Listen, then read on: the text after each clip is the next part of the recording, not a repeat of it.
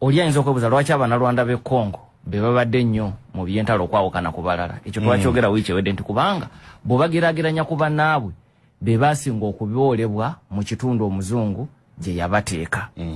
So kakati naye ebyafaayo biraga nti Abannarwanda b'e Congo baali tebeesosola bo nga bo abatuusi n'abahutu okumala ebbanga ddene, era ebizibu baabisisinkananga kyenkanyi abahutu n'abatuusi. Kati ekibaawula nti abahutu n'abatuusi ekyo kiva nnyo ku kitta bantu kya 94. Kubanga bwe kimala okubeerawo abahutu ba Interahamwe n'abo babadde mu gye lya gavumenti baddukire Congo ne bakolayo ebibiina by'abayekera ate bajje bayekere eggwanga eryaki erya Rwanda. Jjukira abasinga abaawamba aba RPF abasinga baali batuusi abaali bagenda mu buwaŋŋangusi nga Uganda. So kakati M23 gye tuwogerako in principle oyogera ku Bannarwanda Abakongo nga abasinga batuusi. Lwaki ekyo nkyogera kubanga n'abahutu gye bali. So naye mu butongole Rwanda egamba tewagira ba M23. Era ekyo ne President Kagame azze akyogera. Naye waliwo likodi eraga nti babadde bateetera nabo nga si byakyama open secret ekyokulabirako. President Kagame ne Kinshekedi babadde mu nteeseganya ez'omu kibuga Rwanda, si Rwanda wabula Rwanda ekyangola. President wa Angola zaakubiriza ku lwa African Union.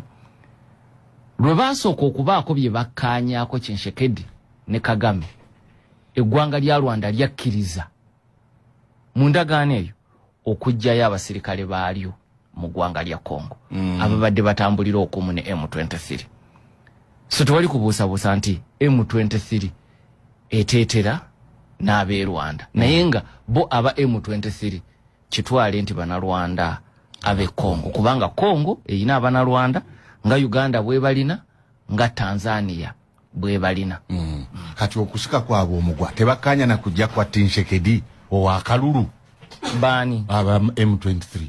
Kati anti ogenda kunzizaamu ate kye nannyonnyole nnyo wiiki ewedde. Kakati kidda kiyinza kireka oba mu bufunze. Kinshekedi bw'ajja yali atandise bulungi. Yasalawo okukolagana n'abakulembeze b'omu kitundu kino abadde bagugulana ne Congo. Era kyekyo lwaki olaba n'endagaano gye twatukako ne Uganda n'atukkiriza n'okkola enguudo e Congo.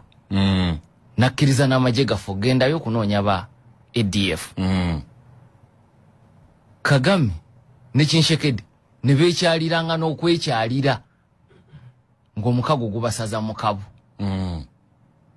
Wabula oluvannyuma ne bitabuka.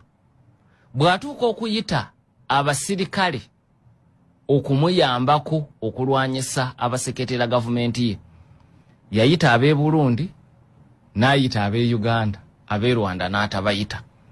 Kati oba oyagala oba toyagala nga tetufuddeyo ludda kikuogwa ku lutalo luno, Rwanda buli kaseera ebeera n'obweraliikirivu ku bigenda mu maaso mu Congo, kubanga waliyo abantu abaddukirayo naddala aba FDLR buli kaseera be yeeraliikirira nti bajja kujja gikolako obulumbaganyi.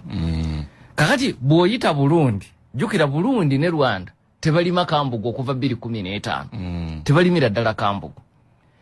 Kakati bw'ogiyita esembere, Rwanda efuna ebirowoozo nti Burundi eyinza okuwagira FDLR nga tetukimanyi eri mu kusekeeterera ffe.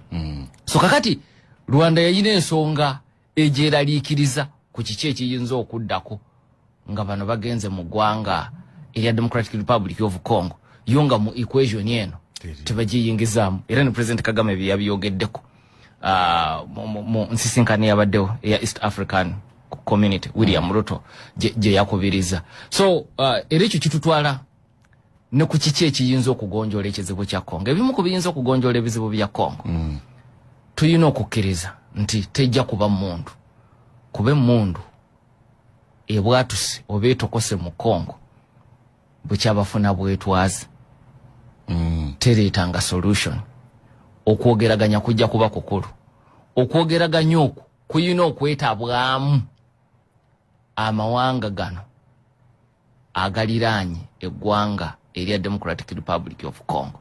Kibachola nti n'abasadaka mu kutuula kwabwe ekyo bakikkiriza kyekyo lwaki ogenda kubeera n'olukiiko olwawamu nga lugase sadaka ne EAC nga bano bonna mwebali. So buli lwogezaako okubaako gujjamu oba obyonoonya. Era eyali naffe wiiki ewedde nayogera ku nkiiko essatu ezaatuule Nairobi, 2 mu December wa 96 ne 1 mu January wa 9 mu March wa 97.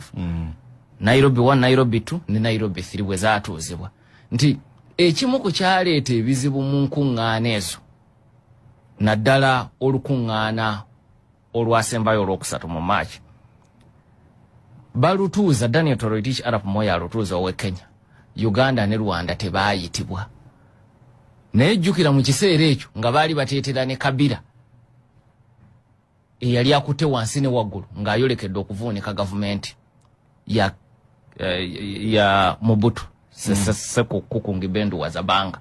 Era ebyaddako kwali kugwa kwa gavumenti ya Mobutu. So kakati abantu ensonga nga ebakwatako nnyo tosobola kubajja mu equation eno. Bayinza okuba nga si bakwano bo naye tebeetaaga kubeera bakwano bo okutuula nabo okugonjoola n'okutuukiriza interests zammwe. So kyekiri